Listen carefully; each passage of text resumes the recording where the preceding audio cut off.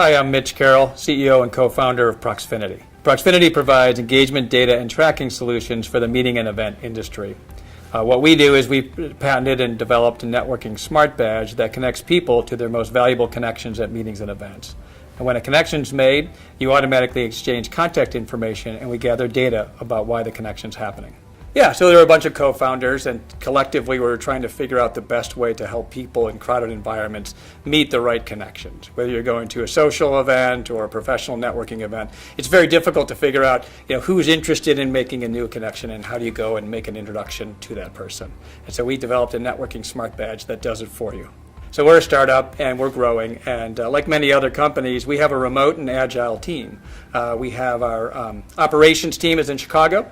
Our technology team is dispersed between India, Germany, and California. So one of our biggest challenges was making sure that our technology team was producing on the things that our sales team really needed them to produce on. And so we built out a whole product roadmap, we built out design, we built out where we wanted to go. And so one of our biggest challenges was making sure that what the client's input was getting to the technology team.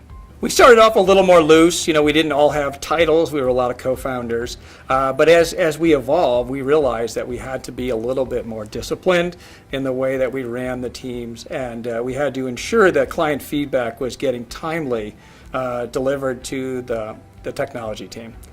So we created our structure a little bit more enhanced. We had defined roles. We had leaders for each group, and we were executing a lot more effectively. One thing that we are constantly working on is trying to do exit interviews for our clients, trying to find out what went well, what would you like to see next time, and what we see, if we see something change over a period of time, we try to implement that into our product roadmap. So we're constantly trying to get client feedback and making sure that we're addressing the problem that they have. I think early on, we thought we knew exactly what we needed to do to solve the industry's issue. We thought we had a good product market fit and that we were executing on it well. But after you get exit interviews from your clients, after you do things, over and over, you realize sometimes you're moving in a direction that might not be exactly where your client needs to go. And so we've had some pivots along the way. And so what I would tell others is don't be afraid to pivot and ask advice. Oftentimes the pivot just could be a slight correction or it could be a bigger correction, but it really can get you to make sure that your product market fit is right on.